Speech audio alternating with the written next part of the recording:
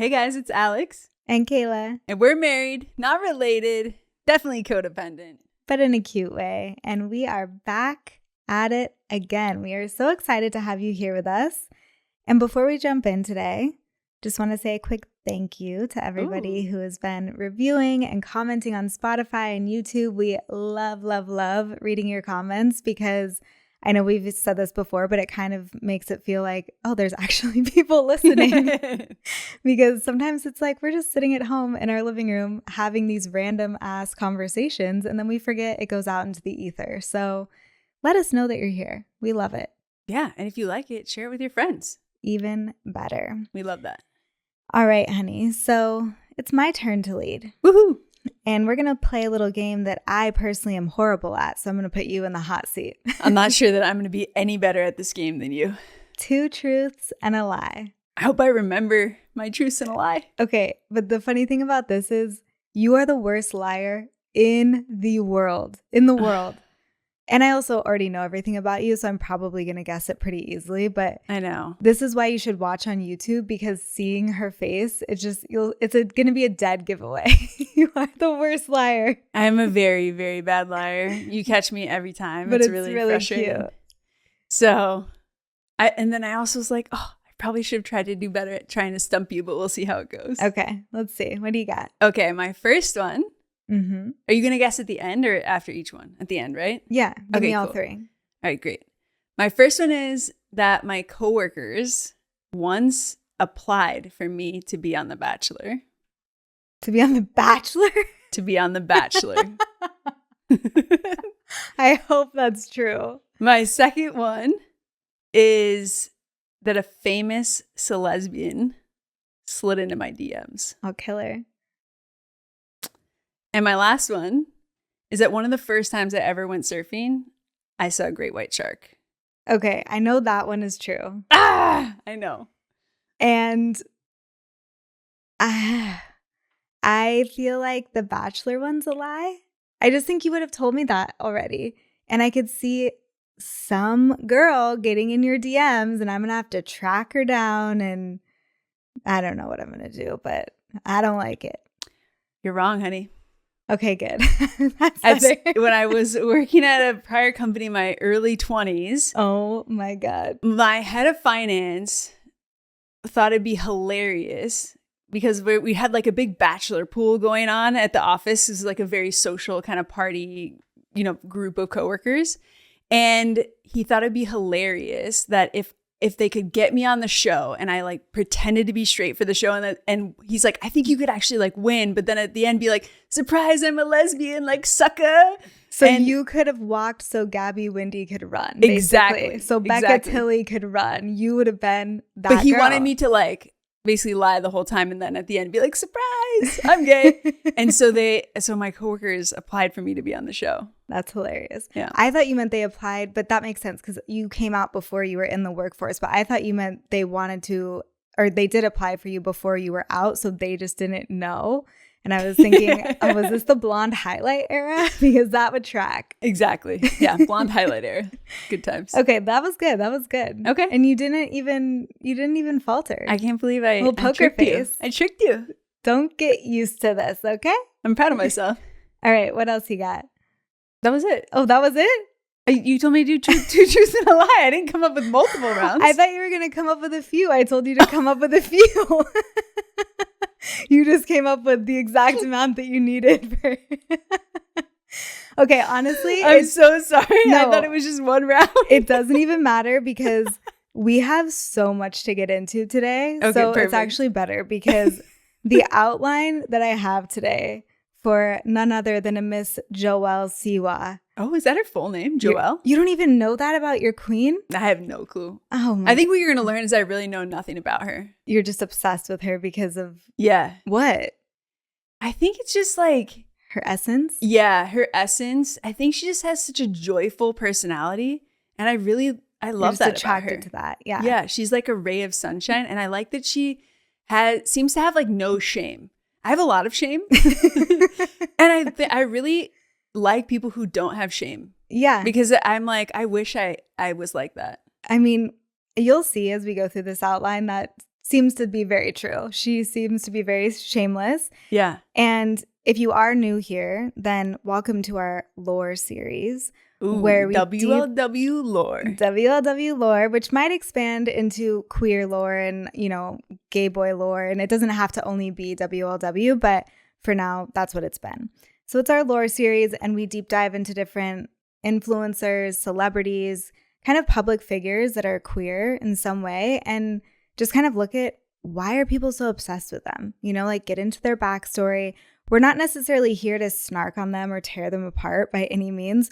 But I'm going to give it to you straight. I'm going to tell you what her controversies are. Okay. And I'm also going to tell you what people are saying about it. You know, so we're kind of going to look at all sides of it. And I'm going to be so curious to see if any of your opinions change. Knowing you, they won't. Because once you decide something, that's it. I'm pretty stubborn. Yeah, like once I feel like I like somebody, I like them. If I don't like them, it's like I feel like I could be like, Jojo Siwa ran over a litter of puppies, and you'd be like, yeah, but she didn't really mean it. You know, it's going to be really hard to change your mind. So, and I'm not necessarily trying to. I just want to tell you the whole story, the facts of, like I said, Miss Joelle, which is her real name, but she goes by Jojo. Okay, so she's 22 years old. And she said many times in many interviews that she believes her job on this earth, like not just her job she does for money, is to be an entertainer. So I would say she's definitely walking that path. She is doing a damn good job at it because she is a performer. She's an influencer. She has multi-millions across all platforms. And she is also, I mean, she, in her own words, she says, I'm not a singer, I'm a performer, but she is a singer. She has albums and she's known for her music, even though she says herself her voice isn't amazing. She just likes more the performance aspect of it. And then she's also an incredible dancer. So she's been a professional dancer and a public figure in all of these different forms pretty much since she was a kid. Mm-hmm. So do you know how she got her start? It was like the Dancing Moms thing, right? Dancing Moms. What? The moms aren't the ones dancing. Dancing Moms? Dance moms. I just pictured all these moms dancing. Dance moms. So it's like the epitome of a stage parent. Yeah. I actually never watched the show. I always picture like little JonBenet Ramseys. Exactly. That's what I picture too. Again, I didn't watch the show, so I can't really speak too much on that, but that was where she first came into the public eye. So let's see. Also a little background on her. Maybe this is also why you like her. Is Nebraska the Midwest? Everyone's going to be like, you're so stupid. That's the Midwest. She's from Nebraska. Oh, okay. Yeah. So she has a wholesomeness to her that I like. Are a Midwest girly, and she's a Taurus like me. Oh, so these are all Tauruses. things that are checking out for you, which makes sense. Yeah, I feel like you like. Her mom was a professional dance teacher, and her dad was a chiropractor before she kind of was more in the public eye, and then essentially supported her family, as many child stars do, which has a lot of, question marks around it in and of itself. There's obviously a huge fascination with child stars and just kind of what is appropriate when it comes to a kid being in the spotlight. One thing that I will say about Jojo Siwa, at least so far, because she is only 22 years old, so she has a very long life ahead of her, hopefully. She hasn't had that kind of traditional trajectory as so many child stars where you watch them peak and then crash and burn. Like, she hasn't had that at all. She's had a lot of controversies. She's had a lot of online bullying and hate and viral moments. But I'm saying she hasn't had that kind of addiction and, these big moments that we see in Britney and Lindsay and all of these other It seems like, from what I can tell, she has like a really strong family unit. And that's like kept her pretty grounded. Even though she's like, there's been craziness around her, like she's navigated the fame of like having that early childhood stardom like pretty well. Yeah. And we also don't hear about, she said so herself, that there's different ways that child stars are meant to be paid. And there's something called a Coogan account when you're underage, that a certain amount of your money, you just gave me such a weird look. Coogan. It's a funny word. I think it was someone's last name. But a certain amount of money is supposed to be put in that when they're underage. I don't remember what the percentage is. And again, you hear so often of child stars once they're adults, they're like, great, where's my money? And their parents are like, whoops, we spent it all. And so even stuff like that didn't happen to her. which, yeah, you know, is not necessarily something impressive that she has done, but it, I think, just contributes to that groundedness that you're talking about, where I'm sure she has been taken advantage of. And like I said, Dance Moms was that idea of kind of like stage moms. So her mom was and is sort of gnarly that way in pushing her to be a performer. But at least according to JoJo, that is her dharma, if you will. Like that is her purpose in life. So she doesn't seem to be too upset about it. And I would say one thing about her as well is that she is very much, you know, the phrase of all, what is it? Like all PR is good PR. It's worse if people aren't talking about you. That is her. I feel like that's her whole essence. That is her whole mantra in life. She doesn't care what people are saying. She just is happy people are talking about her. And I feel like she's like a very good business person from that perspective. Yeah. I don't understand. It's like it has to affect her. I don't know how. I mean, just to give you an example, she has 46 million followers on TikTok alone. Whoa. Multi-millions on Instagram, multi-millions on YouTube, on top of being on TV shows and all this stuff. So it's like she's getting inundated with commentary all the time. I don't even know on Snapchat. So it's like you're just getting so much feedback all the time. And it appears to just kind of bounce off of her. But it's like it has to affect you. And you are so young. You've been dealing with that literally your whole life. So she first appeared on Dance Moms in 2013. She was just 9 years old. And she competed in Abby's Ultimate Dance Competition, which is kind of like the premise of the show. She was the youngest contestant in the top 5 finalists. So she's known for being a really, really good dancer. And you know that much about her because you've seen her dance, but she's been that way. She's an amazing dancer. Yeah. Super talented. She's been that way since she was really young. And then I don't believe she made it that year, but she came on as a full-time cast member and was selected for the team in 2015. So she was 11 at this point. Whoa. That's so young. So young. And she was so cute. If you see her back then, just like little blonde. So, I mean, she looks so Midwestern that way. And yeah, the show was really peaking at that time and she blew up. She has this big personality, is very like effervescent, sparkly energy, incredibly talented dancer. So in 2016, just a year later, she starts releasing her music. And that's when her song Boomerang came out. Guess how many times that video has been viewed on YouTube? Like 100 million?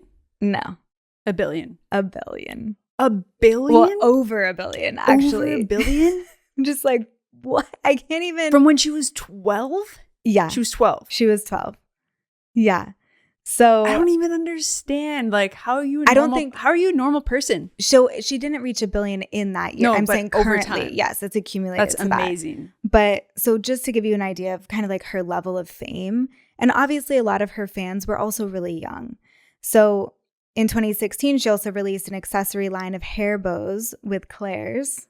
Can we talk about the hair bows? Let's talk about the hair bows. What is up with the hair bows? And just like, I feel like JoJo, you know how most child stars, they go through this like transition period where they become like 16 and they want to be like, I want to be a woman now, and they want to like dress all sexy and whatever. The Miley moment. I feel like JoJo has not ever gotten to like really grow out of her kid phase. Like she's still always like bedazzled with tons of different rhinestones and like still wears the hair bows. Well, that's just her personal. I don't think she still wears the hair bows.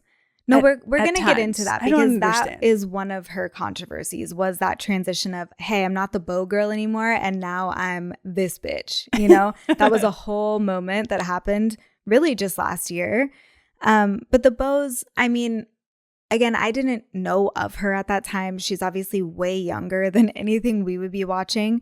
So all I can equate it to is I did cheerleading, you know, competitive cheerleading. And it was very similar to gymnastics, or to not just gymnastics, but to dance that way, where it's like the makeup that you wear is crazy. And the bows that we had to wear were insane looking. Your hair is slicked back to the gods, teased up, and then these massive bows. To the gods. So I think the bigger the hair, the closer to God. Yeah, but it's also like slicked at the same. I don't know. It was a wild time, and it seems like that is still happening. Because her mom does all of her costumes, right? Yeah. She basically dresses JoJo from like the time that she was 10 to now. Like she does all the costume sets. And again, she has that really sparkly, big personality. So it makes sense that she kind of wants that to be reflected in what she wears. That's how everybody is. You know, we like to dress in a way that makes it feel like this is me. So when you say she still is bedazzled and everything, I'm like, yeah, I think that is just her personality. She likes being kind of like the loudest and the biggest, and she's extra as fuck. Like, that is the point of her. Amazing. But one funny thing about the bows that I came across that I thought was funny is that some schools banned the bows because they were a distraction or because they led to too much competition amongst the students. No. I picture it just kind of our era of Beanie Babies, remember? At least in my school, because Beanie Babies had their whole moment, and then you stopped being able to bring them to school because you would like line them up on your desk and be like, which one do you have? How many do you have? Do you have the Princess Diana? Do you have Princess Di or not? And I picture that with the bows with JoJo, you know, where people would just have this like all these bows across their desk and they're like, which ones do you have? They're like 9-year-olds trading them on the black market. So JoJo says that bows were a symbol of power, confidence, and believedness. I don't know what That's means. A direct quote. I don't know what that means either, but that is a direct quote. All right, JoJo. Okay. So in 2017, she signed with Nickelodeon. Nickelodeon very much. Wow, that's big. That's huge. Very much like Disney, where it's like if you're a Nickelodeon kid, that's major. The fandom that you have within the kid world is out of control. Out of control is massive. So in the next couple of years, she did a lot of collaborations. She collabed with JCPenney for a line of accessories, home decor, a doll that looked like her. In 2019, she did another thing with Claire's, a makeup kit, and then it ended up being recalled for dangerous amounts of asbestos. So, you know, like she's just kind of getting her feet wet in the controversy, but nothing too crazy. It's like, okay, whatever, your hair bows were recalled and you had some toxic makeup, haven't we all? So in 2019, she did her first major concert tour. She did 52 cities. Whoa. So 2019, what is the math on that? She was born 6 years ago. She was born like in 2003. Yeah. So she's like 16 and she's doing massive tours? Yeah. In US, Canada, UK, and Australia. Wow. 52 cities. And she's like working with Nickelodeon still at this point. She's working with Nickelodeon. And in 2020, she was named Time's most influential list at 17 years old. What? Yeah. How's that even possible? Because she was making bank, you know, the business side of things, and she was huge, which is so funny. For her music and just kind of her persona, her music, and also social media. She got on social media very soon and really understood that of like, okay, this is my space. I'm going to, again, be extra. I'm going to perform. She created so much content on YouTube. She did all of her own editing, producing of all of her own stuff. And I literally hadn't heard of her until probably 2 years ago, or maybe until she came out. It was probably when she came out is when I heard of her, just because it was like, oh, some girl came out and everyone's freaking out about it. But she was so far. It was sometime after COVID was like the first time I ever heard of who she was. But I feel like I really didn't start to know who she was until like the last 2 years. Yeah, because I don't know. She was a child. She was so much younger. We're adults. We're not like, watching Nickelodeon. We would have no idea who she is. There's no reason for us to know that. I think it would almost be weirder if we did. So yeah, let me just check. Yeah, so she did come out in 2021. And do you know how she came out? I don't know how she came out. I think it was controversial though with Nickelodeon. So she came out. She fell in love with somebody who, I mean, classic lesbian pipeline, best friend to girlfriend, you know? So fell in love with this girl who was a normie, if you will. You know, she wasn't famous or anything. Fell in love with her, and she had a shirt that said best gay cousin on it. And she had taken this picture. I think it was just supposed to be for her girlfriend. Like she had sent it to her or something, being like, oh, should I post this? And she's like, yeah. So she posted it. And didn't really think anything of it. Like that was her coming out, was just being like, oh, by the way, I'm gay. She was just wearing a shirt that kind of called herself gay on it. And that's how she came out? That's how she came out. To tens of millions of people? I don't know how many followers she had at that time, but yeah, it still would be millions. Very casual. Very casual. And then as she says, I don't remember if it was overnight or exactly what it was, but she had some period of time away from her phone, a few hours. And when she came back, there were just like tens of thousands of comments. And probably like Nickelodeon execs calling her nonstop, being like, what the hell? Yeah. So this is the thing. When we start getting into her controversies, because I feel like a lot of the controversies kind of started after she came out. I don't know if that's just because of the age where it's like, okay, she's getting older. I don't know what It's probably because she started to have more control over the decisions and stuff that she's making, honestly. I also kind of wonder if some of the controversy, controversies is a strong word for some of these things. Some of these things are just like embarrassing viral moments where her voice sounded like shit and she thought it sounded good and people were making fun of her, so some of it isn't that serious. But I also can't help but wonder, it's like, would people have her under as much of a microscope if she wasn't queer? You know what I mean? Like, is that part of it? Because sometimes I kind of feel like that is part of it. Because even her coming out is considered a controversy because the response, from a lot of people was very much like, we don't want our kids seeing that. How are we going to explain that to our kids? Yeah. And she wasn't coming out like, this is how you scissor girls. It's not like she was coming out in this like really sexually explicit way. She was just like, I like a girl and we're going to Disneyland, and they were holding hands. My only counter to that, though, is like, I feel like all the kids who were like in Disney or like the Mickey Mouse Club who got famous, and it's like, I feel like they would make them have like purity rings, and then someone would find out that they're having sex and they're 15 or 16, like Britney with Justin Timberlake. And it's like the amount of scrutiny that they got was out of control. Yeah. And, I just think it's like, we love to tear down successful women. I don't know what it is, why we do it. So I don't know if it's just that she's queer, because I think we do it. We've done it to so many people.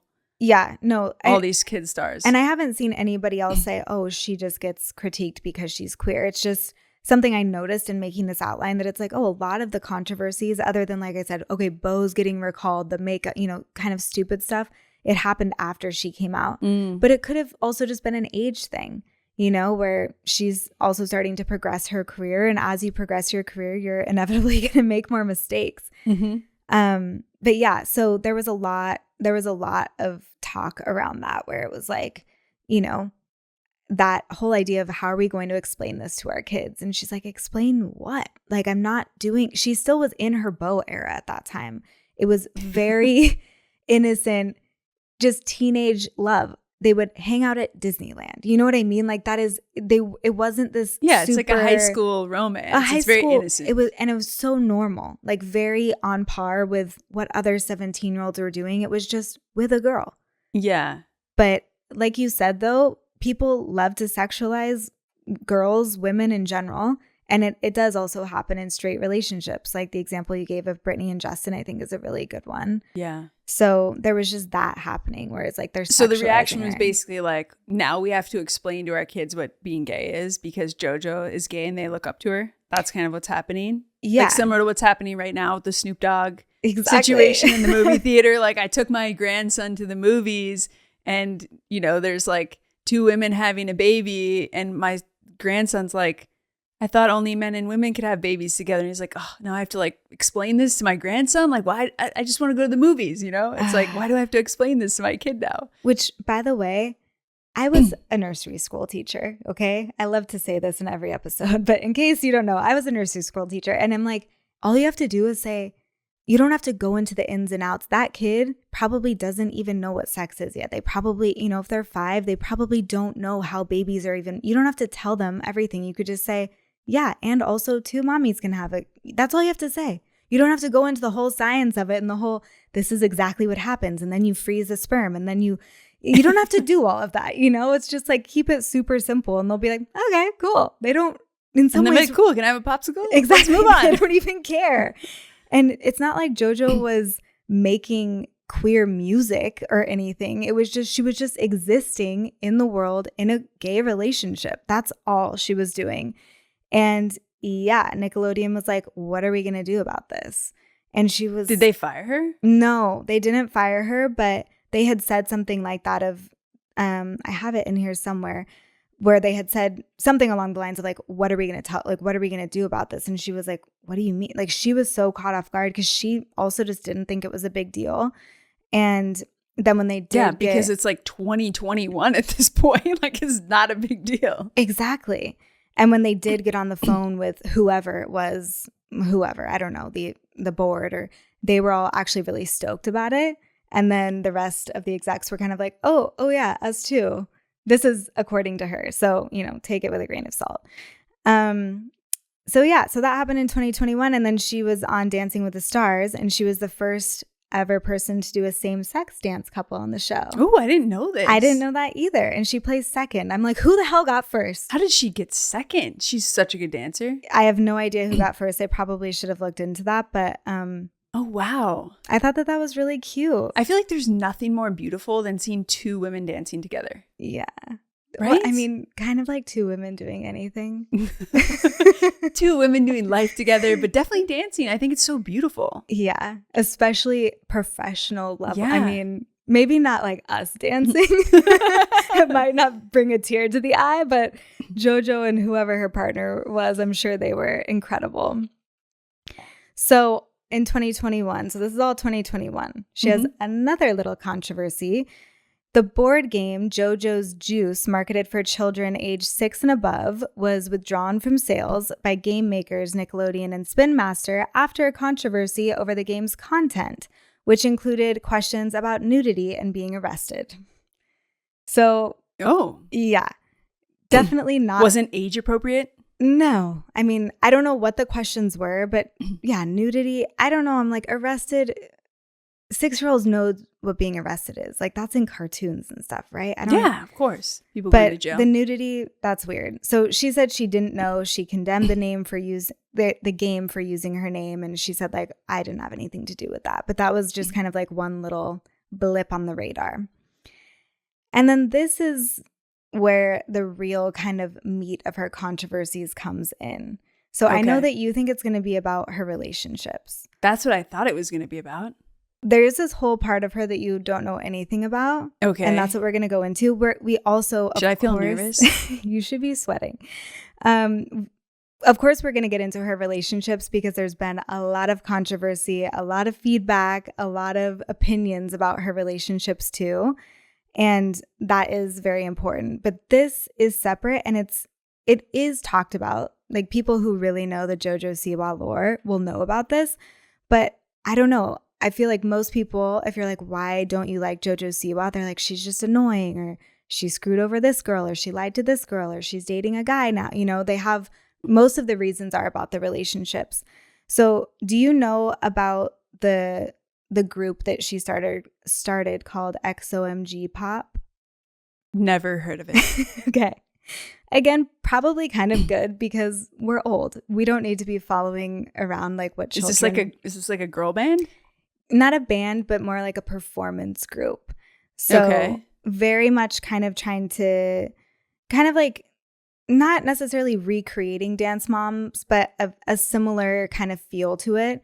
They had sort of marketed it at her and her mom. So her and her mom started this, and they had marketed it as, I don't know why that was such a tongue twister for me, as a kind of like softer version of Dance Moms. We're not going to have the toxicity. We're not going to have, because they could acknowledge at this time Dance Moms was toxic and was not always healthy for the girls. Abby, the main judge or whatever she was. And she was like kind of abusive. Yeah, she was pretty gnarly. So they're like, it's not going to be like that. We love dance. We want to get together the best girls, and we're going to kind of like under this Jojo Siwa brand, essentially make you famous. This is going to be a huge platform for you, but you're creating and JoJo's also their instructor.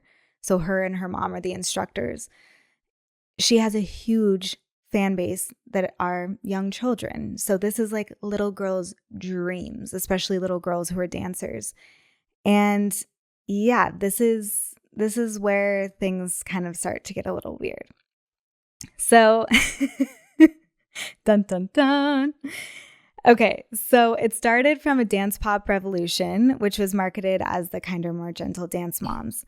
And there have been some accounts of former members who have alleged that the whole concept of this show and the group was for JoJo's mom to have new dolls to play with, because JoJo was kind of pivoting into that more mature role that you were talking about. And, in some ways, and you'll see as we get into it, I think her mom is more kind of guilty and more the problem, if you will, in this situation, because Jojo is an adult at this point, but her mom is like, you're a mom, you're a real adult, you're driving this whole thing.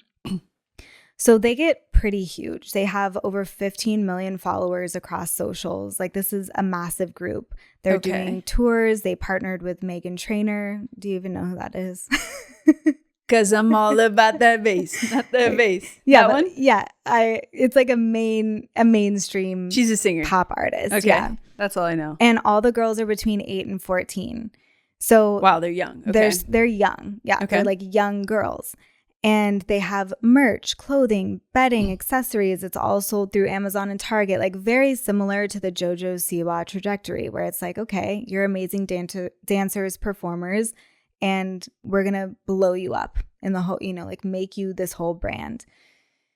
And they made 20% on all of a commission on all of their merch, which sounds reasonable at first. But that 20% is divided between everyone, so it ends up only being 2.8% per person, which attorneys after the fact have said that's shockingly low, even for new artists. So there's already kind of like these whiffs of, are they being taken advantage of a little bit? And then, okay, so the girls, these are all things that came out after the fact when there is the blow up. So the girls didn't have a lot of time for school. There was alleged mistreatment and abuse of the dance group for grueling hours, verbal mistreatment. This is all allegedly, I have to say, because none of this has been proven in the court of law. Yeah. And people had also said that, I think it was a producer had said that they heard her mom say, it's not a good day unless you make a kid cry. So this is kind of what we're dealing with, And again, it's like, I've kind of like heard Jojo talk about like at least her time on Dance Moms, where she said like it was known to be like a notoriously hard environment, and it's like almost like designed to break you to see like who does really well in that environment. It's like crazy hours. Like Abby would, talk down to them. It's just like not a good environment. But she's like, I just like thrived in it. But I've also heard other child stars just talk about this in general. It's like they're just overworked. They're kind of in pretty bad conditions, ultimately underpaid, but they're willing to do it because ultimately it's like they have this like glimpse of fame or like this opportunity for fame. And so people kind of put themselves in these like horrible situations, because of the possibility of fame. It's super sad. It's super sad. And I mean, I can kind of relate because I remember that interview when she said that as I was doing all the research for this. I can't remember which interview it was, maybe the Call Her Daddy one. I think it was that, yeah. Because I'm kind of the same when it comes to coaching. Like, I like a hard coach. I'm like, don't sugarcoat it. Give it to me straight. I kind of like if you yell at me a little. So it's like, I get that. And it is a preference, but it's also 8 to 4, like 8 years old is so young. It's so young. So young. And they were saying that there was like a lot of power imbalances, obviously, because Jojo was famous and her mom kind of by default, her mom isn't necessarily famous. You probably wouldn't recognize her out and about, but there's a huge power imbalance happening. So the real thing that kind of came to a head is that there was one girl named Leah who had spinal bifida and she needed to have surgery. And when she came back from the surgery, she had to go straight back into rehearsing and she was bleeding through her belly button. Obviously, a huge, major red flag. And Jojo's mama told her to just put a pad on it, like a period pad on it, and keep going. Like that was kind of the level of, come on, like we got work to do. So yeah. But this is Jojo's mom, not Jojo. Here comes the apology tour. But yes, it is. I mean, all of the allegations have been more against her mom. They have lumped them together in the sense that like Jojo was also said to be verbally abusive in training time and everything. But the mom was ultimately the one that was hiring and firing people and having the conversations with the parents of these kids. So her mom ended up firing this girl after. And there's this huge uproar that's saying like she's discriminating against someone with a disability. And yikes. Yeah. So Leah's mom, I think her name is Angie. It's spelled a little bit differently, but I'm assuming that's what her name is. So she had raised the concerns to the group and said like, is anybody else kind of seeing this, you know? And everyone else was like, no, like we don't want to touch this. We don't want to deal with it. And then I guess it was JoJo's birthday and she took a picture with the 5 remaining girls, and it was kind of, Angie had then said that they were mean girls because they were excluding Leah, and like there was you're making these faces like who cares? It sounds like they're just taking a picture. I don't know what to say.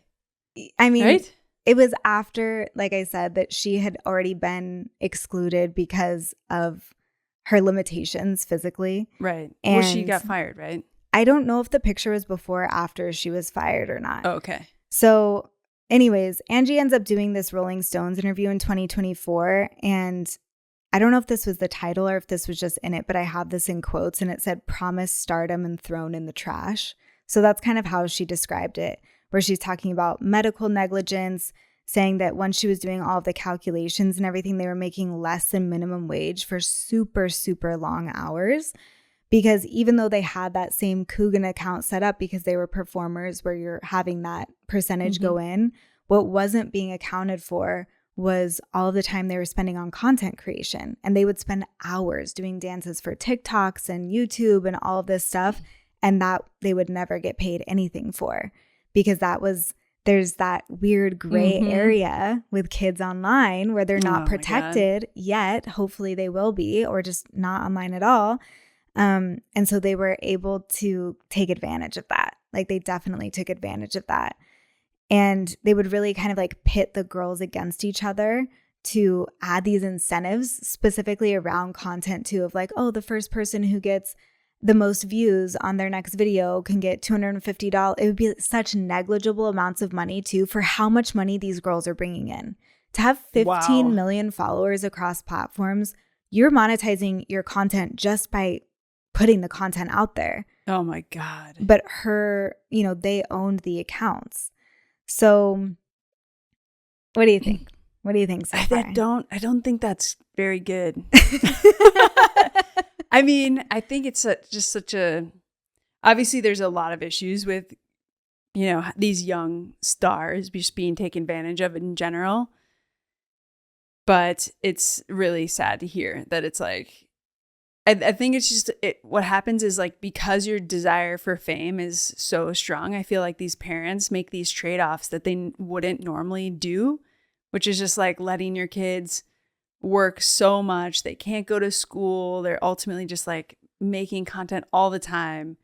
And then in the end, you're like, and we didn't even make any money from this? Like, was it even worth it? Exactly. Oh, that's so brutal. And another example of the payment thing is they had told the girls that they were going to pay them each $10,000 for their first album release, which again is nothing compared to how much money they are going to be making from it. But when they got the payment, it was only $4,000. And she was like, where's the rest? And she's like, well, I had to pay for the Airbnb and the travel for the recording of it. And so she took it out. She, meaning Jess, JoJo's mom, took it out of the paycheck, out of their already very meager $10,000 paycheck for putting out an album. That is not good. Yeah. That's very exploitative. Exactly. And this girl, I don't remember how old Leah is. I thought I wrote it down, but maybe I just can't find it. She was young. She was, I want to say, between 9 and 10. Like, she was a young girl. And of course, it's like her dream. She's like, Jojo Siwa is my hero. I want to be her. I want this. And so it's also, people, of course, can criticize her mom and be like, well, why were you continuing to put her through this? But I think it is tricky because it's like, well, she was trying to support. If her kid is like, please, mom, please, this is what I want. Dream. Yeah. And a lot of the kids weren't from. So did the kids sue? Like, what happened? So first of all of the other ones had signed NDAs. For whatever reason, this family did not. I don't, it's a weird fluke. So she was speaking out about it. And she was trying to pursue things legally, but everyone else in the group was very Team Siwa. Like they were like, no, we love them. They've been great to us. We don't mind any of this. So it was it's a little odd that way, you know, because you would obviously have a lot more success in numbers if they all band together. For sure. But they were all very like, we're super grateful to them. And Jojo's mom also likes to point out, like, after I fired her, you were begging for her to come back. You were saying, like, please don't do this. Please don't do this. So she's like, if it was that bad as you're saying it is, then why would you be begging to be here? And their lawyers ended up being able to kind of use that to discredit all of her allegations. So that's why I keep saying allegedly, allegedly, allegedly, because none of this has been proven. And it's like some people have said, oh, are they just doing this to get their 5 seconds of fame, you know, because she did get fired. And I don't know. My guess is it's probably somewhere in the middle, you know, because I don't think she would just completely make this up. And also she could have been upset that her kid got fired. But it seems like regardless, these amounts of money are so small for the amount of work that these kids are doing. And like you said, it's definitely exploitative. So over time, the group ended up dissolving and they kind of just like slowly one by one left. And there wasn't really any big revelation about it because all of this happened in 2024. Oh, it just ended. This happened with Leah and everything like very recently. So that's what I mean. I didn't even know this group existed. It just ended? And that's what's so interesting because it was kind of around the same time that JoJo was having her whole karma era, which you are familiar with, right? So that a lot of people were talking about that. And there was some people were suspecting, oh, is she trying to kind of create all of this drama and be so annoying about karma and like this really gaudy music and outfit and be this bad girl because she's trying to cover up this controversy and this legal stuff that's happening with this group? Maybe. It seemed like she wanted to like come out as an adult with the whole karma era of like, this is me, I'm having my Miley moment and now I'm going to like dress a certain way. I'm going to ditch the bow. Yeah. And that's what she said. Again, I think that same interview that we both listened to, that she said that where she's like, yeah, I was definitely trying to have my Miley moment. Like I wanted to have this full, I'm done being the girl in the bow. I'm done being a teenager and this is me now. So she went extreme. So this is where we kind of get into some of her, you know, I call them controversies, but it's loose. You know, something like her Tesla that's wrapped in her own face 5 million times that she drives around. That she actually drives around LA. Which seems like a hazard to herself. A safety hazard. Right? Because people could like stalk her. But also like, why are you wrapping your Tesla with your face? Yeah. So she does. Out of control. It's like her most, I think like to sum it up, it's like she does these things that are super extra, super cringy. And people are just like, oh, you're so annoying. Like people just get so annoyed of her. And the karma era was the same. When she showed up in that outfit, the black and white kind of looked like Kiss almost, you know, with her face painted. Yeah, exactly. It was so extreme. And people were just like, seriously, you go from the extremity of the bows to this? Like you're just so extra. There's no other way to put it. Yeah, I would say like her costumes, they're not great. Like she kind of needs to fire her mom is really what needs to happen. But she loves them. Like I know feels she so confident. She's like, this is me. And she's like, clothing. And she'll say like, I don't know what would happen if my mom was ever not here because like she makes all my clothes. Like, I don't know what I'd do. I'd be like, you would look so much better is what would happen. You'd look amazing. So that same interview, do you remember, you didn't watch it, but do you remember the clips of what it looked like, of what she was wearing? Didn't she have like a hat that had like bead curtains? Yes. Or over her face or something? So that was another thing that was like why? You know, so very viral, very talked about, of everyone just being like, what the fuck is this? Like, why are you wearing this? You look, it's like a borderline serial killer almost. Like you have this mask on, but it's like you're bedazzled. It's like you're a wannabe Lady Gaga, but just like 10 times less cool than Lady Gaga is. Yeah, she doesn't have the same energy as Lady Gaga to kind of pull that off. No, she doesn't. Yeah.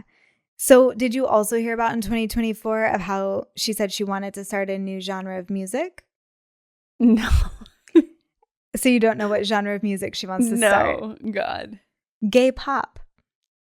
Gay pop already exists. It's called Gaga. What? Well, not just Gaga. There's so many actual, like it already exists. She got a lot of backlash for that. And exactly. So Tegan and Sarah had kind of side-eyed her and made some videos around, half of the songs that are played on Love Island are songs you only hear in a gay club. I came here. I'm literally like, whenever I listen to Love Island, I'm like, I just feel like I'm transported back to the gay clubs. Covered in body glitter. Yes, it's amazing. Yes.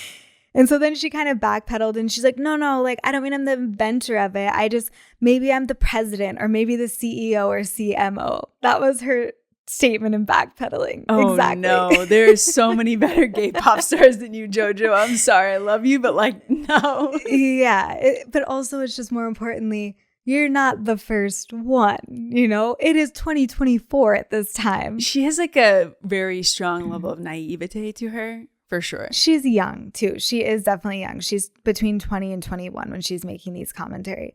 So some other stuff that she got pushed back for at a G Flip concert.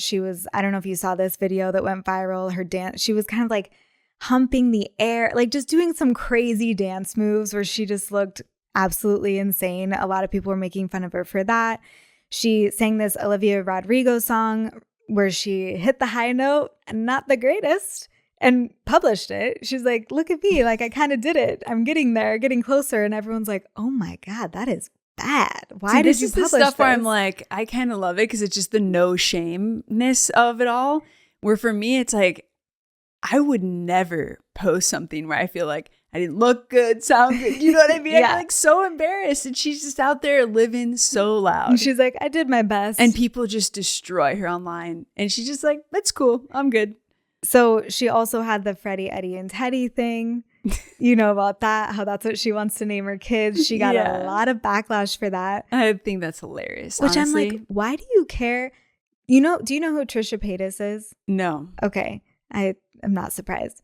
But a huge kind of OG influencer. She just had a baby. Guess what she named her son? Freddie. Aquaman. That is what she named her son. That Aquaman? I can understand being like, excuse me, that should be illegal. That's not okay. That is borderline abusive to your child. Freddie, Eddie, and Teddy, whatever. It's adorable. Come on. Those are at least real names. Yeah. Sweet. So, and I guess she got like fake tattoos of their names on. And so then everyone was freaking out about that. So there's just like little things, that she's done that were in the media. She's just a lot. extra. Very, very extra. What about her relationships? What do you know? I don't know much. I know she's dated a few different girls and now Chris Hughes. That's all I know. A few is an understatement. There are so many people, which, by the way, when I was 22, I mean, I wish there were a lot of girls, but there were a lot of guys, a lot of people. And I know for sure you, when you were in your 20s, absolute menace to society. I plead the fifth. So it's normal, but she's had a lot of relationships, which there's nothing wrong with that. But I'm just How many are we talking? I thought she said like 3. No, she's had, I found out more as I was doing research for this. And there's sometimes so many that I'm like, they're just not even relevant because it would be a month, whatever. But my thing is like, stop posting them. Why every time you start dating someone, do you have to post holding hands with them and be like, look at my new girlfriend? And then 30 days later, you're like, yeah, it didn't work. It's like, you're gonna, why do you do this to yourself? She's just really excited. I don't know. So she's like that's a little aggressive Yorkie puppy, just like, meow. You want to like kick them sometimes? Well, I don't want to kick dogs. No, I mean not really, but you know what I mean. No, like, I just mean her so level annoying. of excitement, where little she's ankle just, biter. Yeah, just it's a lot. So, do you know about her first girlfriend, Kylie? Anything about that? I know that they lived together. Yes, she moved in. So, because JoJo lived with her parents, I think her parents have since moved out because JoJo bought the house, but Kylie moved in with them when they were just 16. Mm-hmm. So kind of radical, that you're letting your kid's partner move in at 16. That's definitely unusual. But they were best friends. Kylie came out to JoJo first as bi, and then she was like, then I think I'm gay. And then JoJo kind of started developing a crush, and Kylie was sort of like her sexual awakening that way. Still to this day, anytime she's mentioned, she always talks about her very positively. Seems like they're still friends. They're still friendly, which is, I mean, again, on par with the lesbian world, but can't say that for pretty much any of her other relationships. So So, I mean, I guess that's good that and maybe it's because they were friends before. I think they were friends for a long time. So they had a really strong foundation. And like I said, it was very innocent first love, Disneyland-esque, very wholesome and how she came out and just kind of like a cute, wholesome thing. There was drama. They were on again, off again. There would be girls in between when they would be on and off again. So again, like we've done these things. Yeah, she's so young. And similar to our Shannon Beveridge episode, which if you haven't listened to that, you got to go listen. We talked about the undercover gagents that are all over. The Carmen Sandiegos. The little Carmen Sandiegos. You guys are the reason that I have this outline because you guys are the reason that I have all this information. People the clues that they could pick up on where they're like, that's not Kylie's hand, that's so-and-so's hand. And look you could tell by this placement. So even when she's not actually overtly posting content with this new person, people still always know. They always figure it out. So there was this other girl, Katie, in between, and there was like some kind of drama going back and forth there. And then she ended up dating someone named Avery Cyrus. Do you know who that is? I think I've seen her online. She's like an influencer, right? She's an influencer, not related to Miley. Okay. Just so you know. And she's also massive on TikTok. She has 12 million followers on TikTok. So whoa, super massive. And they only dated for a few months, but their relationship made some waves in the interwebs. Okay. How so? So you listened to the Call Her Daddy interview. So you remember her talking about the relationship that there was like the security breach, she called it. Oh, yes. I did hear about that. So that is Avery, who she's referring to. But the real reason that it kind of started off dramatic right away. And so there's this thing, I have to give a shout out to it. And probably if you're listening to this, you might already know. It's called Lestopia. Have you ever heard of that? Never. This is a TikTok Sounds like something thing. I would like. You would definitely like it because it at one point was very centered around Jojo Siwa. Okay. So there's this TikTok creator named Kales who is absolutely hilarious. And she was obsessed with Jojo Siwa. And she was one of those gagents that was kind of like deep diving all these things. And then she since has kind of become friends with all of them. But so she has tons. I've learned a lot from her videos. Thank you, Kales. And so Avery was with this other girl, Soph. They were both big TikTokers, millions of followers. They reminded me of Shannon and Cammie, but TikTok era. So this is like 10 years later. Everyone was obsessed with them. They're both really beautiful girls. They're making all couples content together. And basically Jojo kind of swoops. She swoops Avery. Whoa. Okay, yeah. Jojo. And they're all public, they're all in the public eye this way. And they're all young 20s in college, like young girls. But so, of course, TikTok is having a field day with this because Jojo was friends with them and then swooped Avery from Soph. Okay. So then Soph was like in her heartbreak era. And we could do a whole lore episode on both of those girls as well because they have a lot as well as Jojo. But so they kind of started off already dramatic, everyone was like, oh my God, I can't believe you left Soph for Jojo, but it's Jojo. It was like there was just like a lot of uproar about it. And even though they were only together for a few months, like I don't think it was more than 3 or 4 months. So very short period of time. They were still on and off.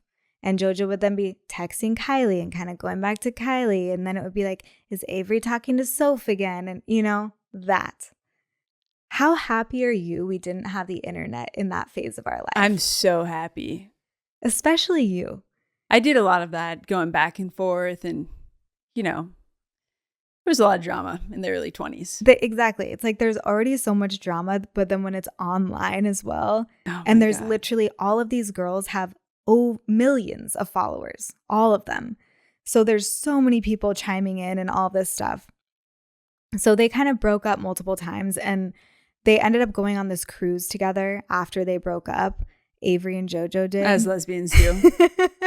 Makes sense. I think it was like a brand kind of cruise. It was like an Olivia cruise? No, it was something that was like put on by a brand where they had invited them. Oh, a brand trip. Okay. So they were both already going and everyone's like, well, and they hadn't really confirmed that they broke up, but then they were kind of in pictures. So everyone is just like agent hat on what's happening and trying to figure it out.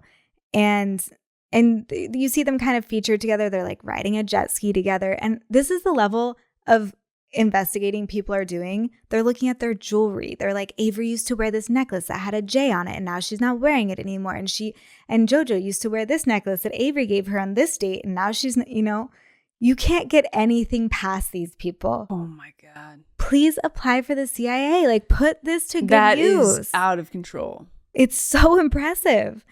So essentially, they were already broken up, but went on the cruise, and they had this whole kind of rendezvous on the cruise. And then, according to Avery, Jojo was like, whoops, I actually didn't mean that, and I still don't want to be with you, kind of thing. Oh. And so Avery Harsh. is super sad, and then she ended up this is during the Karma era. So then Avery ended up making this video saying something about like, oh, I guess I got my karma for hurting Soph, essentially, because now I am heartbroken and I know what that feels like. And that was kind of the first real confirmation that they were over. Yeah. But according to Avery, she thought that they were still cool. Like, she was hurt and she was sad, but she's like, she was there with Jojo's family. Like, I love her family. We're all good. It just didn't work out. But then Jojo goes on to call her daddy and says this whole thing about there was a security breach and what this person did was like so horrible. And she had said that she broke up with Avery in a voice note, and it was a 2.5-minute voice note. Avery had responded back with a 47-minute voice note. Oh, I know. It makes your butt clench. Did she ever, I don't remember, did she say what the security breach was? No. Because she does this. She does this. She like gives the people a nugget to She's like, I don't want to say anything, but my security team said, and she'll like give you just enough that you're like, well, what the fuck does that mean? And did Avery ever respond to it? So like publicly? She had, so also after they broke up, this is great, Avery and Soph had booked a trip to Europe. Keep in mind, her and Jojo only dated for 3 or 4 months. So Avery and Soph had booked this trip to Europe when they were still together, that everything was paid for. So they still ended up going on the trip after. As lesbians do. As lesbians do. So the internet was loving that. Avery she had done this Stitch video because Jojo had said in the Call Her Daddy interview something like, I love one of my exes, the other one I'll never talk to again in my life. And then Avery had made a video being like, thank God, as a response to it. So as far as I know, that was kind of her main response. She has since said that, kind of similar to what a lot of people who Jojo ends up dating say, is like, she was a really bad person and she treated me really bad. And I don't know if she used the word sociopath, but like that level of language. As far as I know, kind of the only person that hasn't talked about her like that has been Kylie, has been that first girl. Yeah. So not that long after, she started dating a girl named DeKayla. Have you heard of her? DeKayla? DeKayla. Not Michaela, not Kayla. DeKayla. Okay. So she met her on So You Think You Could Dance, where Jojo was a judge. Okay. And fans kind of thought it was strange because Jojo had just said, I'm not going to be public with anyone ever again. And you won't know next time I have a girlfriend. And then all of a sudden she's like, so this is my girlfriend. 2 days later. So people were like, is she covering up for something? This is when some of the XOMG Pop stuff, so it wasn't totally clear of like, is this a real girlfriend? Is this a PR thing? There wasn't that much kind of buzz around this relationship. Some people were kind of digging and being like, oh, she broke up with her because Jojo is a Trump supporter. I saw this in a few videos, but there's not really any evidence of it. Also, I mean, maybe controversial, but like not necessarily a reason to break up with someone either. But they're young, they're in their 20s. And so these were just kind of rumors that went around, but otherwise the relationship was kind of like a nothing burger. Okay. Enter Kath. What do you know about Ebbs. Kath? Yes. Well, you know her last name. I know she's like an Australian podcaster influencer person. Is she a podcaster? I think so. Blogger, something like that. Blogger, honey. Do people still blog? I don't know. Is that a thing? People blog, right? I mean, not in the way that blogger, podcaster, influencer. It's all just an all influencer. The same, right? So yeah, she's an actor, influencer. She's from Australia. They met through G-Flip, who was friends with both of them and introduced them. And they were friends at first. I love G-Flip as well. Oh my gosh, we love. And then it evolved into more. And then eventually they went public in January 2025. So this is kind of bringing us up to date with where we're at, and you're more familiar with this kind of part of the controversy. So can you tell me what you know about everything that happened there? I just know that they were dating for, I don't think that long, maybe like less than 6 months or something. And then JoJo went on Big Brother. Celebrity Big Brother, while they were still together. Mm-hmm. And what happened there? What I know is that, like, from all the clips that I saw, is that JoJo started to have questions when she was on the show. Started to, like, she had I think a lot happened on the show. Like, early on, like, there was a lot of controversy with Mickey Rourke. Said some pretty horrific comments to her. Disgusting. Which I don't even want to repeat. But they were pretty horrific comments to her and about her. And he ended up getting removed from the show because it was that bad. And which I will say she handled very gracefully. She did, yeah. That's one thing that I will say. She's always like very open to different types of people and like willing to have different conversations, which is something that I really respect. Is like willing to talk to people with different opinions. We need this. We need that. We and need this more she than handles ever. it with a lot of grace and respect. And she's like, was really kind to him, even though he was really unkind to her. And I know that one of the moments that brought her and Chris closer together was that because Chris kind of stuck up for her and defended her from the comments that Mickey had said to her and like comforted her in that time, like gave her a hug, and she kind of like felt safe. Yeah. And so she kind of like, cried a little bit after that. And so then I know the only thing I know is that she started to question her identity on the show and start to wonder if she was queer and not lesbian. And a lot of people at that time were speculating. Well, people were speculating it was because of Chris. But the other counterpoint to that was, well, maybe she's questioning her identity because her partner is non-binary. And a queer identity is a little bit more accepting if you're inclusive, in a relationship with someone who's non-binary. And so it wasn't entirely clear what was happening, but there was a very strong friendship being developed with Chris. And what can you tell the people about Chris?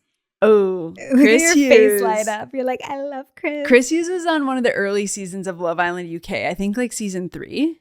Was it that? I thought it was. It was. I think it was season 3. It's such a good season, by the way. Yeah. You guys have to watch it. It was still really early on in Love Island where people weren't famous yet. That was the one that blew them up. That was the one that made Love Island super famous. It 4. Because I think it was 3. And so prior to that, it was like, people didn't leave the show famous. And that one, they actually left super famous. And so he was on Love Island and he was a main character and was just like hilarious. And I think after Love Island, like became an actor, like was one of the first Love Island people to get major acting roles and become like pretty famous post show. Yeah. So he was in the Celebrity Big Brother house with her. And we didn't watch Celebrity Big Brother. It seems they are literally recorded 24 hours 7. Yeah. I also don't like, how do people have time to watch 24 hours of TV? I don't understand. And you're mic'd up 24 hours a day. Like, it's just unbelievable. So I've only seen clips, but her and Chris were getting close. People were saying it's emotional cheating. There was definitely flirting going on, but she's like, no, I mean, I thought I was a lesbian, first of all. And now she's saying, oh, I think I'm queer because, my partner is non-binary. So how could I be a lesbian if she doesn't identify as a woman, and just kind of questioning everything. She's 21 years old. Very normal to be questioning everything. But everyone is just like, what is JoJo doing with this guy? And I thought she was in a relationship. And so everyone is kind of freaking out. Do you know how her and Kath broke up? I do. Yes. I do. I was following this storyline pretty closely. Yeah, you were following it closer than I was. Yeah, I was so curious to figure out what was going on. Okay. So, rumor has it is that Kath flies out for the end of the show. The rap party. There's like a rap party for it. So she flies out for the show and wants to know immediately what's going on. Flies out to the UK. Yeah, flies to the UK for the rap party and wants to know immediately like what's going on. Apparently, she decides not to actually go to the rap party. So she decides to stay back. JoJo goes, and then Kath changes her mind, decides to show up at the rap party, and then demands to know what's going on. They kind of get in a fight. They get in a fight about it, and JoJo's like, why are you doing this here? This is not the time or place to do it. But like, if you're going to pull me aside and ask me, I'm going to tell you that I have confused feelings and I don't want to be in a relationship with you anymore. Well, actually, according to Jojo, what she said when Kath is like, do you still want to do this? And she said, right now, I don't know. If you ask me, she said something, I don't know. If you ask me right now, the answer is no. But if you ask me tomorrow, the answer might be different. She hadn't slept. She's coming off of this show of being mic'd up, filmed 24/7, is now at this party in the kind of outside world, like super overstimulated. She's like, I don't have an answer, but if you're forcing me to answer right now, then the answer is no. Like, I can't do this like this. So obviously Kath took it super hard. Of course. The way that Kath describes it in her 13-minute breakup video that I watched. I watched that for us. We love doing breakup videos. We love a breakup video in the lesbian world. I mean, truly, again, thank you for your service, everyone.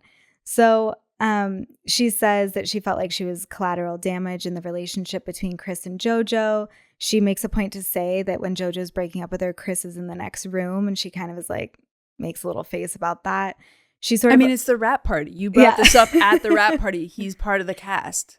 And she sort of alludes to love bombing. And she was saying that she thought that Jojo was the love of her life and that they were going to end up together and everything. And she thought that because Jojo was saying that to her too, which this has been something that is a common thing that girls say after they're with her, which I wouldn't be surprised because she definitely seems like a lover. She seems like the kind of person that will, like anytime she goes to Disneyland or does these things, she'll be like, that was the best time ever. Like every time is the best, for sure. The most. She doesn't have this understanding of nuance very heightened yet. Emotions. Yeah. That's for sure. So I could see that. She said that there was emotional cheating that happened. She was saying, everything that you guys are speculating is true. And she feels really humiliated because the internet had warned her and she thought that Jojo was sincere. And Jojo goes on the Vile Files after that. And that was the interview that you heard where she was saying, I didn't know she was going to release that kind of video. So she kind of had her rebuttal a little bit and talked about the business class flight drama after where, Kath wanted her to buy her business class flight back to Australia. And Jojo was like, okay, that's pretty ballsy to be like, I know you just broke up with me, but like, can you buy me a really expensive plane ticket back? Like, can you upgrade me to business? Yeah. What? I mean, shoot your shot. Jojo said no, so it didn't work, but I would maybe try the same. Why not? Why not try it? And Kath had made this funny video after on TikTok of kind of almost like making fun of themselves about it and being like, oh, it didn't happen. I didn't get the business class flight. So I thought that was kind of funny. My whole thing with the whole situation was her and Chris did like a massive press tour after for like, it went on for weeks. It was like a month probably. Yeah. Where even they just that Vile Files interview, she was talking about we're just best friends. Where they just denied, and just like, we're just best friends. We're like soulmates in this platonic way. And I'm just like, I don't know if she was just trying to get distance from her previous relationship before they came out with it. But I'm like, just come out with it already. If that's really where it's heading. So this leads us to the present where people are currently upset with her is that they felt like she's gaslighting them. Where they're like, why didn't you just tell us? We all could see it. It was so obvious. And I think I said this before where it reminds me of me and you. Yeah. Where people would say that about us and our photos when we were just best friends. And like, yes, looking back, we could be like, oh yeah, we were already in love. But we weren't ready to admit that to ourselves yet. So we didn't feel like we were lying, first of all. Second of all, normalize lying. People are allowed to lie if they don't want to disclose everything about their private life yet. They are allowed to do that. 100%. I think there's a lot of entitlement in all fandoms of like, no, you owe us. I understand this feeling of like, don't deceive us. Lying does suck, but you're allowed to have boundaries with your private life. Of course, yeah. And I think even more so when it comes to your identity and your sexual orientation, it's like, you're not going to bully someone out of the closet and be like, you have to tell us. The same way that some people got mad at me. They also have like a really big age gap too. I feel like there's a lot going on with them. There's a big age gap. So people were critical of that as well. And then they also came out with their relationship in June, which is Pride Month. So people didn't love that. No. And then shortly after, she came out with the Betty Davis Eyes song.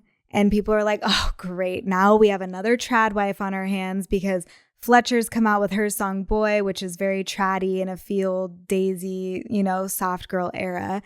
And now JoJo is in this like kind of pinup, very feminine.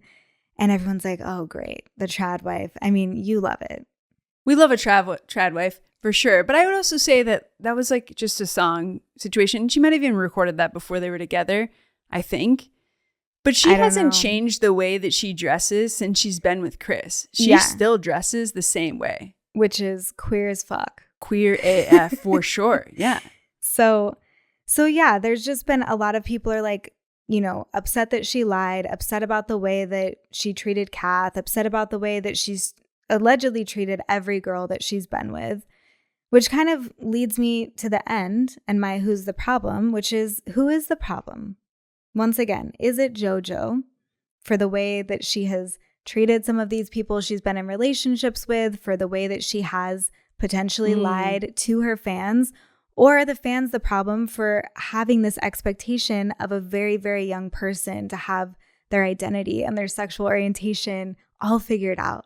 And this entitlement that they have for, you have to tell us everything in the moment that you feel it, that you think it, otherwise you're a liar. I don't know. What do you think? It's probably a little bit of both, but like, I think she's really mastered the game in a way of like getting people to talk about her and getting attention and eyes and controversy going. I'm gonna go with the internet on this one. Yeah, she definitely knows what she's doing. I think did she make mistakes in relationships for and sure, cheat on people and deceive people? Like none of that is cool to do. We know that.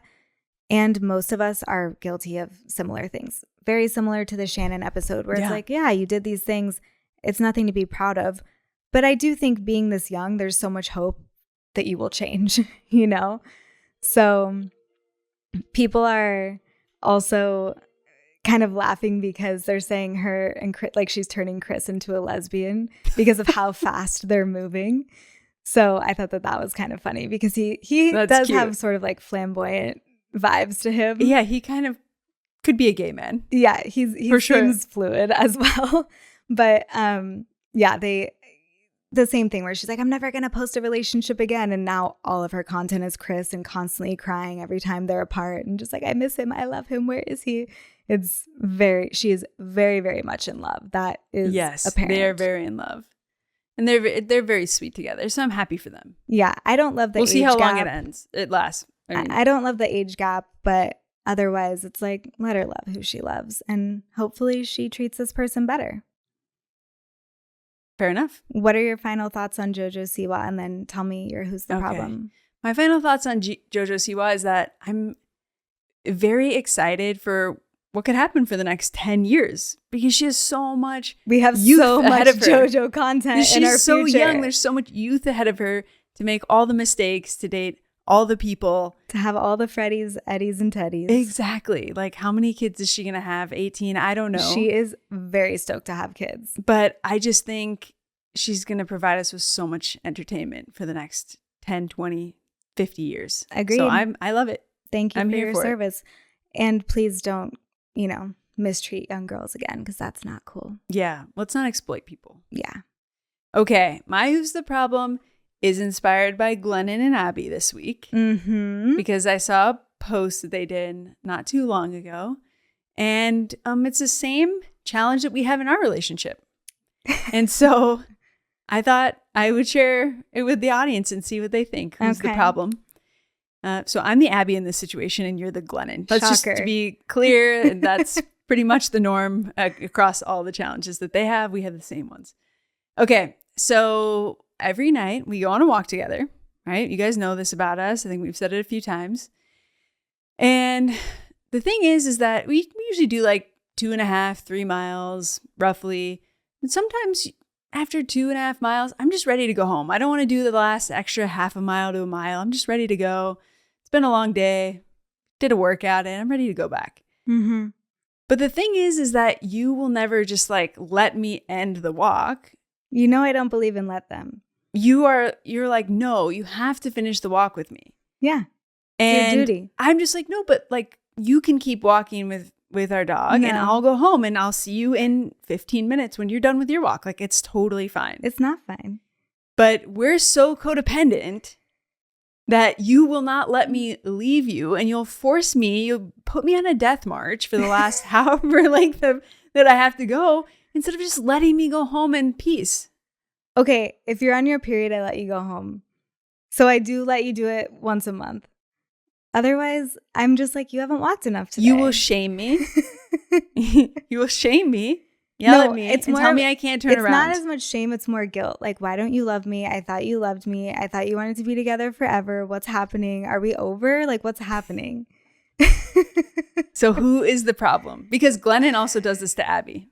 Yeah. And so I think we know that you guys are the problem. That's... I don't think Abby's ever the problem. Let's be clear. She's so sweet. She's a little golden retriever. That doesn't mean you can't piss on the rug sometimes. Okay. Let us know what you guys think. Yes. Go to our Instagram and vote. We always put it on the feed and in the stories. It's so fun to hear from you guys. We love you. Thank you for all the Team Alex people out there. No. We will see you next week. See you next week. Bye. Bye, guys.